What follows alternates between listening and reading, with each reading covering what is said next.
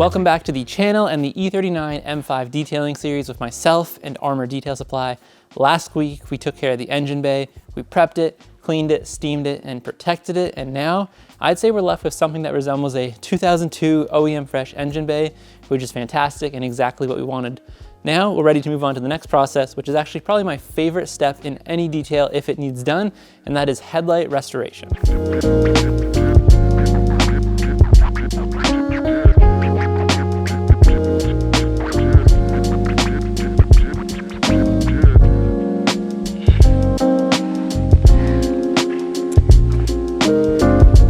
Headlights on almost all modern or modern enough cars are plastic, and these have a bunch of issues. They haze, they yellow, and it happens really, really quickly. Headlights, they're at the front of the car, barreling down the highway every single day. It makes sense why this happens. It's just a little unfortunate. There's two or one major issue with this, depending on how you look at it, and that is light output. As soon as these lights start hazing, they don't have to be super yellow, but as soon as they start hazing, you lose a ton of light output, which is not just frustrating, but it's really dangerous for driving at night.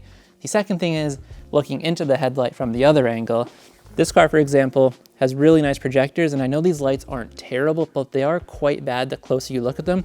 I can barely see any definition in this projector, which as someone who cares about the way their car looks, it's also unfortunate. So today, I'm gonna teach you how to fix this. Every single step, we're gonna go in depth, take a look at how and why we're doing it, and hopefully at the end of this, we end up with some like new M5 headlights. But first, I am going to remove them from the car.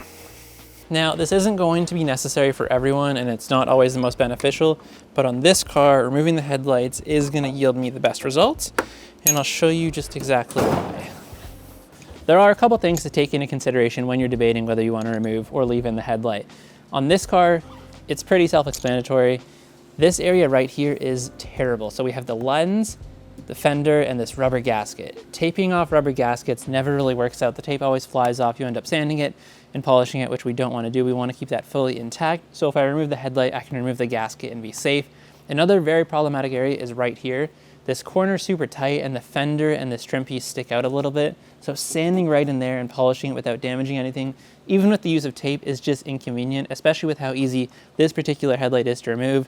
And the last thing is this trim piece, it actually goes all the way along and it sticks out about 3-4 millimeters. I don't want to damage it, and I'm pretty sure, I'm not positive yet, but I think it is attached to the bottom of the headlight. So when I remove the headlight, I can remove that piece, and all I'll have is the open lens to do as much sanding and polishing as I want.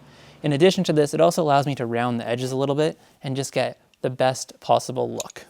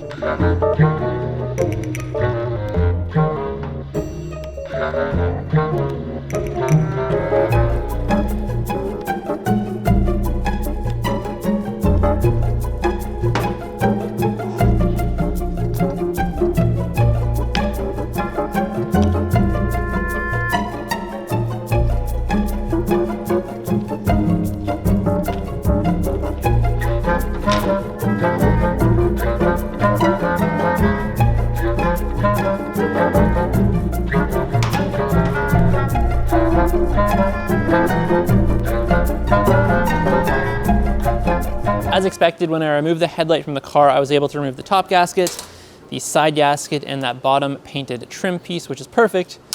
This top gasket, it's actually supposed to have a rubber strip across the top of it, which stops water and debris from going in the engine bay, but it's completely gone, completely totaled. So I'm gonna replace this with an OEM one, which should be a nice finishing touch on the headlight once we're all done. Before I get into the products we're gonna need and the process, I'm just gonna clean these up with some APC because they're a little bit filthy after removing all these gaskets.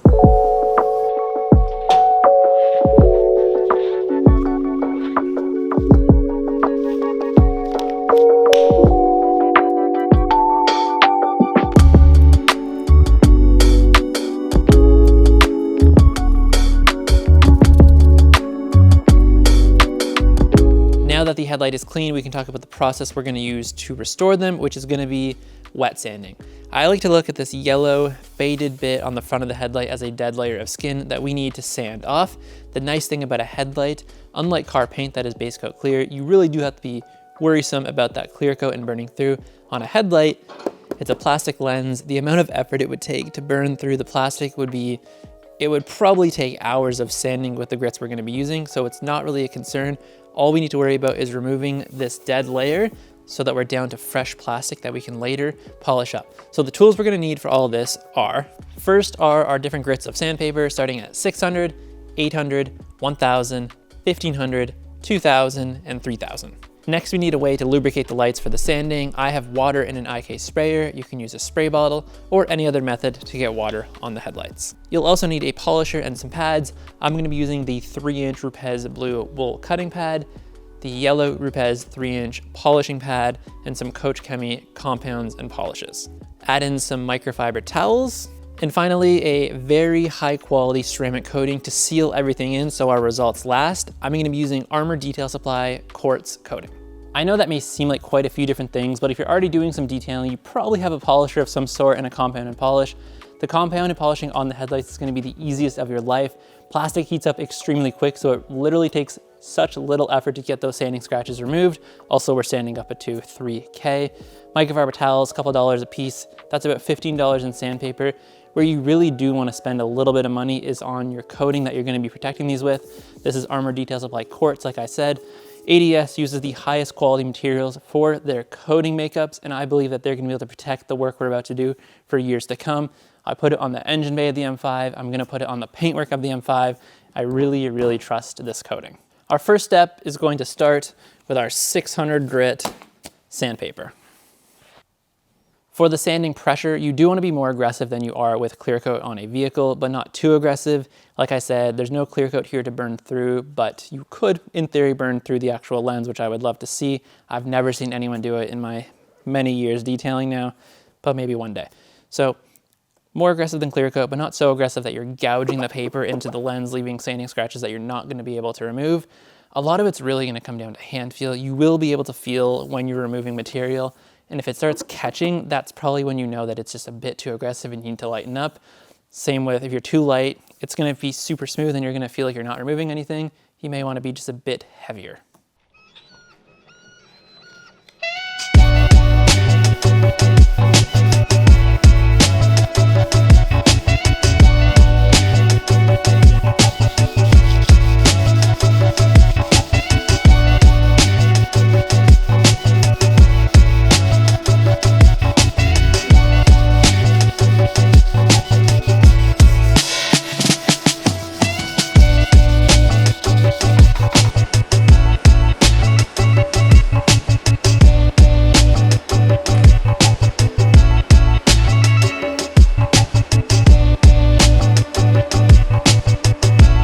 All that yellow on the sandpaper is the damaged UV coating that we removed from the headlights, which is what we wanted.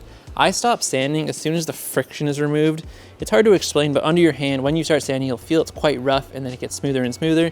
You don't need to sand an excessive amount with the 600 grit. It's quite aggressive, but once it's smooth, you're ready to move on. So here, we are good to move on to our 800 grit. And this is gonna be our first wet sanding step. So we're gonna apply water to the paper and the light. And remember, we're going in a vertical motion to knock down all those horizontal scratches that we just caused with the 600 grit.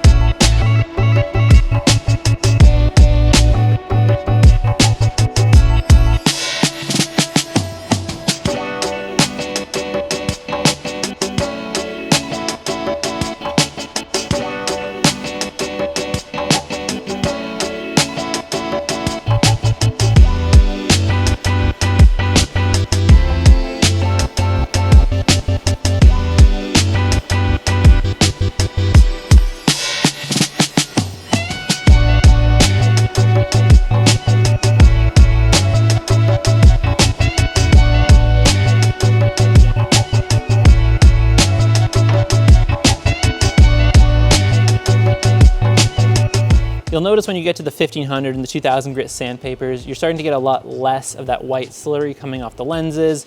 And what I like to do is after the 2000 grit, wipe them down and just check the finish that I currently have on it. It should be smooth, uniform throughout the lens, which means I'm good to move on to the 3000 because that's gonna be the last paper before the actual polishing. So now I'll re-wet the lens, hit it with 3000, be extremely thorough. It's a Trizac sandpaper, so it's gonna be a little soft foam, which is gonna allow me to get rid of all the sanding marks previously in it and get just a nice, it's gonna look basically really, really cloudy, ideally, and then we can go on with the polisher, bring it back to life and see what all that sanding did.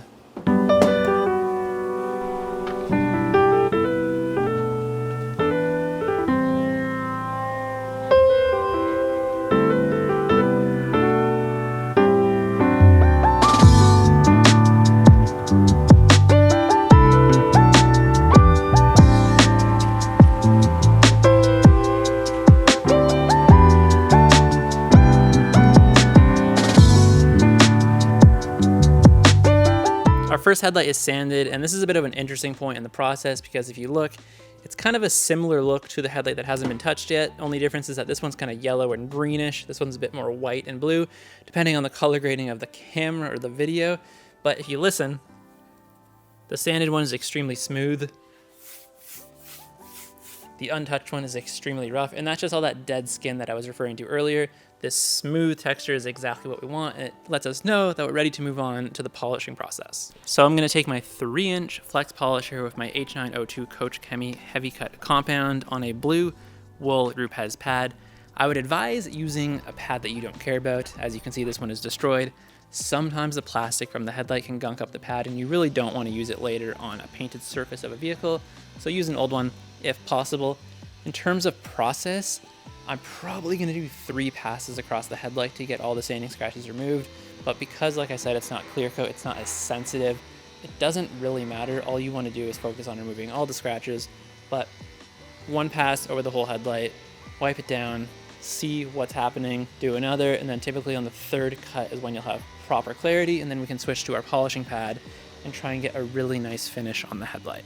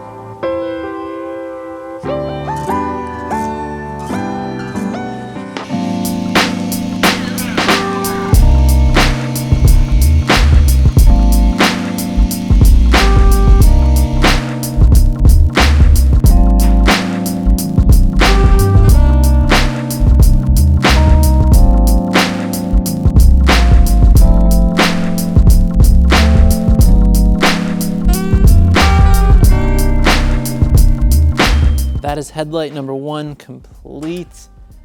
I really hope it picks up on camera how much better it looks than this top one.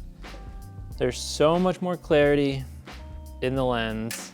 All that green yellow tint is gone. Looks fantastic, and I'm very happy with how it turned out. Sometimes because it has a black housing, it's not gonna look as crazy as those lights that you see with the chrome housings. Typically, if people are doing these videos, it'll be on a chrome housing light. It'll just end up looking more drastic, but this is perfect. Very OEM looking, which is gonna look fantastic on the M5. So for the second one, before we go into the ceramic coating process and the prep, I'm just gonna run through it time lapse so you can see me working on it, start to finish.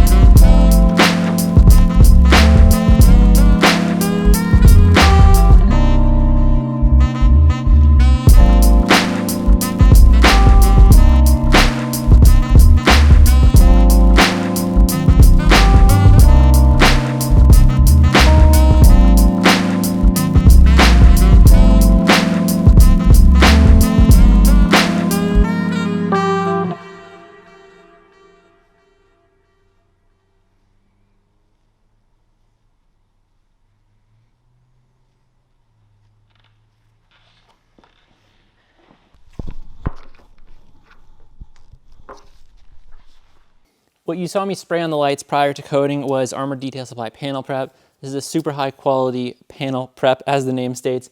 Basically, it's going to remove any grease, oils left over from the polishing stages to really give you a blank slate to apply your coating to. I applied the Armour Detail Supply coating to a micro suede. I didn't want to use the provided microfiber brick just because it's such a small little job and I'm going to use that on the paintwork later. So I took a little blank micro suede, applied it, crosshatch motion, making sure I got every square inch of the headlight, leaving it on there for a minute, and then I'm going to take a microfiber towel and remove it and level it out so we're left with the final surface.